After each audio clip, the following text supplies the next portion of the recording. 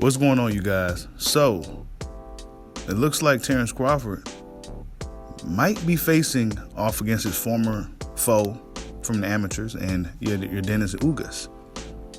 Now, my thing is with this fight, and just to put it out there, I don't really care who Crawford fights at this point, because I felt that the Spence fight should have been happened about 2 years ago. But we should be talking about Crawford Spence 2 or 3 by now. You know what I'm saying? But as right now, I don't really care who Crawford fights. But Ugas, if he was to go out there and beat a guy like Ugas, right? Many people feel that Ugas beat Shawn Porter in their fight. Of course, he lost a controversial decision. Shawn Porter went off and fought Errol Spence Jr. in the unification fight. A lot of people felt that Shawn Porter was winning that fight, and a lot of people also feel that the knockdown that Spence got on Porter was the deciding factor in that fight. So it seemed like a lot of these guys are a lot closer in skill than a lot of people would like to admit. So when Terrence Crawford goes off and faces Ugas, a guy that beat him in the amateurs, right? If he goes off and beats him as a professional in impressive fashion, Ugas has always been a tough fight for a lot of guys. I know he has a few losses on his record, but, he's one of those dudes that revitalized his career, so to speak. He has about 3 or 4 losses, but, those was early on, and he seemed to have got his shit together, and he's been, doing pretty good since. He's one of the top welterweights in the world right now. And if Crawford was to go out there and beat him, would he get credit for it? Will he get full credit for beating Dennis Ugas? So Ugas that a lot of people feel beat Shawn Porter already. Now Ugas, if you ask me who will win the fight, I think Crawford just has too many different things he can do. Even though Ugas, of course, he has the Cuban background, he's back with his trainer, Ismael Salinas, I think that's his last name. He's back with him again, probably one of the best Cuban trainers in the world. So he's back with him, and it will be a very interesting fight. Of course, Team Crawford wants to fight. It's not necessarily a fight that's been number one on their priority list. Of course, it's the Pacquiao fight. And then back to the Pacquiao fight. The Pacquiao fight, that might have just been smoke and mirrors. It might have just been smoke and mirrors. We don't know. We don't know if they was really talking behind the scenes. We don't know if it was just a situation to where Top Rank and Bob Arum and Team Crawford or whatever, it was just using Pacquiao's name to keep Bud's name afloat. They done a good job of doing so. Because let's just be honest, there ain't been really much to talk about as far as boxing, and Crawford's been one of the main names that guys like to bring up. Who is Crawford going to fight? Who is Crawford going to fight? That's the story of his life, really. Who am I going to fight? You know what I'm saying? Crawford, he may not have the polarizing personality, or he's not the outspoken black guy or anything like that, but it's always with Bud. Who is he going to fight? So that's his story, Who is he going to fight?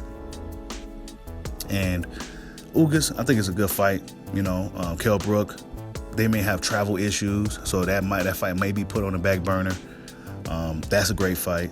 Shawn Porter, I guess him and Bud was talking or whatever, but then the COVID happened. So, that's not a fight neither guys seem like they really wanted anyway, in my opinion. And, of course, Errol Spence has unfinished business with Danny Garcia he has to take care of. We got to see how Errol Spence looks against Danny. That's a tough fight, man. I think Danny's going to we may see the best Danny Garcia. I don't know, but I just have a bad feeling that fight's going to be real ugly for Errol. I hope he gets through it just so we can see the fight that we all want, but I don't know if I want to count Danny out on this one. I just have a feeling, you know what I'm saying? Danny's been quiet. But other than that, man, who else? Keith Thurman, that's always a good option. I don't know if, Keith Thurman, he likes to have his tune-ups, and he likes to, he always getting hurt, and, you never know with Keith Thurman. So, Bud has options now. It's just a matter of could these fights be made? As we all know, Crawford, he don't want to fight without a crowd and things of that nature. He wants to, he's one of those guys. He's not one of these dudes who's just going to fight in an empty arena where nobody's there. Could you blame him? You know what I'm saying? He did that early on in his career when he's fighting on the dark cards before it was even nighttime. You know what I'm saying? So he like, nah, I'm not doing this shit again. But Ugas is a good fight to have. You know, I would like to have it this year. I don't want to wait till 2021 for that type of fight. I think it should happen in 2020, and then 2021. Then we get to the big fights, the better fights. But Ugas and Crawford is a good fight. I got Crawford, of course, winning that fight. I think he just have too many tools. Even though Ugas will probably get some good rounds in, I think Crawford ultimately probably end up stopping him. Honestly, Crawford, the one thing he don't get credit for throughout his career, a lot of guys like to really nitpick Bud's resume, things of that nature. But one thing he don't really get credit for is his consistency. What fighter today is that damn consistent? Yeah, he may has a few hiccups in fights where he gets kind of, overzealous and, he may get hit or something. But other than that, he's been dominant throughout his whole fucking run.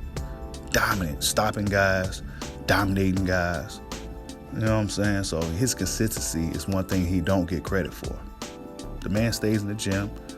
I think Ugas is going to be well prepared in this fight. If this fight was to happen, I think he's going to be well prepared. We may see the best Ugas. This is going to be the fight of his life. And this is a get-back fight for Bud and the amateurs, and I think they would like to have that fight. It's just a good fight, man. Who cares who Crawford fights? His fights are always exciting. He's never in a boring fight, so who really gives a fuck? You know what I'm saying? At this point, until we get the Errol Spence fight, who really cares who Crawford fights at this point? Ugas and Crawford is a good fight. Like, subscribe, holla at your boy. Peace out.